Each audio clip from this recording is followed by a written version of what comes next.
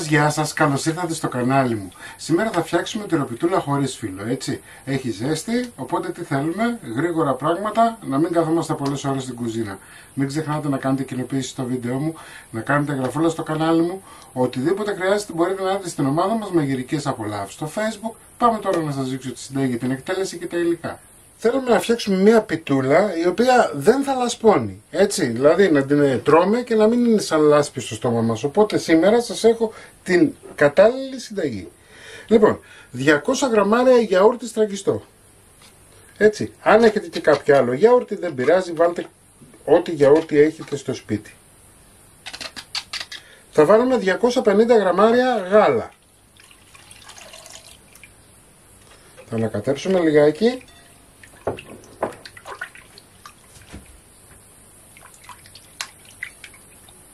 Ωραία. 50 γραμμάρια ελαιόλαδο.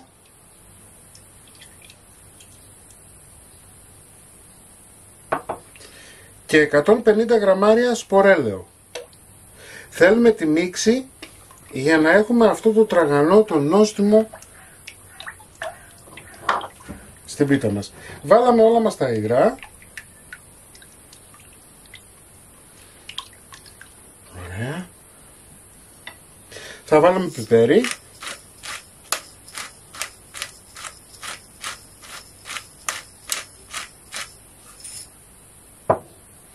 Καπνιστή πάπρικα. Εγώ σας έχω πει μου αρέσει πάρα πολύ, αλλά θα του δώσει και ωραίο χρώμα στη συγκεκριμένη συνταγή.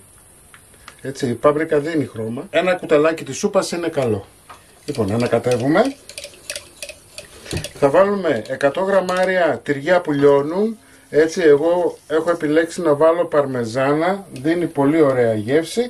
Εάν δεν θέλετε μπορείτε να βάλετε κάποια γραβιέρα.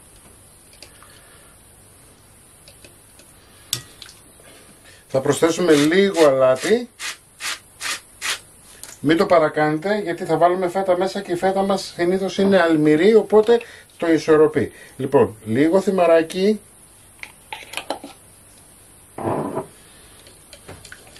Θα προσθέσουμε 500 γραμμάρια αλεύρι. Αλεύρι για όλες τις χρήσεις. 25 γραμμάρια baking powder. 10 γραμμάρια ξύδι. Κοιτάξτε πως αφαιρίζει μόλις έπεσε το ξύδι. Αυτό θα κάνει τραγανή την τυρόπιτά μας.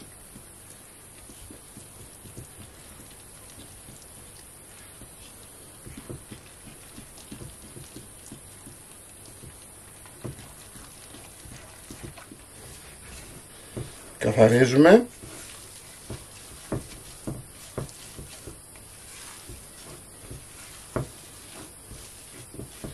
Βλέπετε δεν έχουμε έναν παχύρευστο χυλό, έχουμε μία ζύμη η οποία είναι λίγο σφιχτή, έτσι. Θα προσθέσουμε τη ρυφέτα, χοντροκομμένη.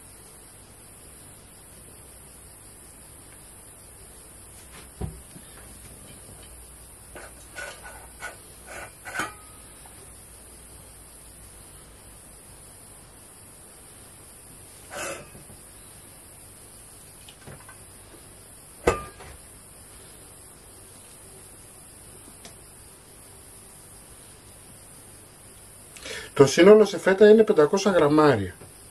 Θα ανακατέψουμε να πάει παντού.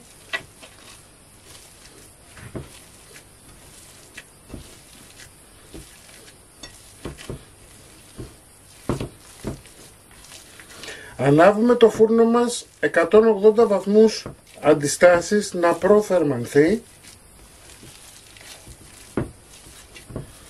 Ωραία.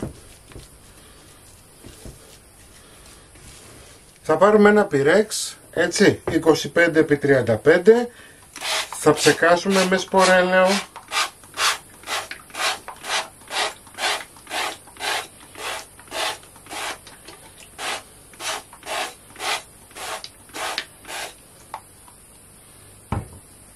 Θα ρίξουμε τη ζύμη μας μέσα.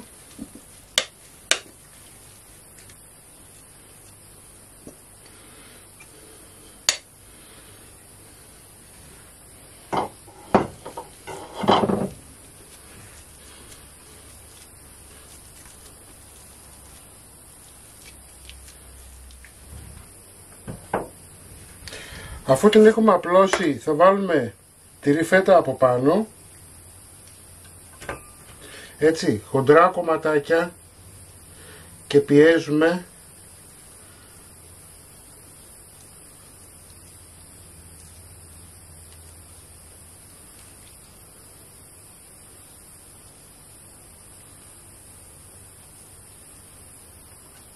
αυτό, θα φουσκώσει και θα μπει μέσα η φέτα.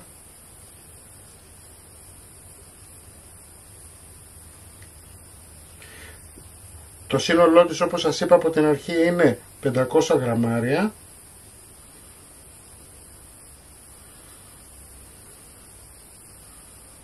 Κοιτάμε να πάει παντού. Ωραία. Η συνταγή που σας δίνω είναι για το μεγάλο ταψί. Εντάξει. Θα ρίξουμε πιπέρι.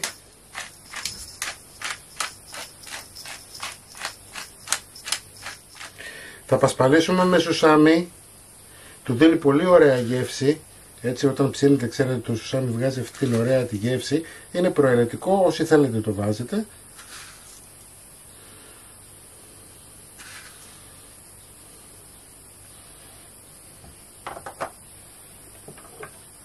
Θα πασπαλίσουμε με λίγο ελαιόλαδο.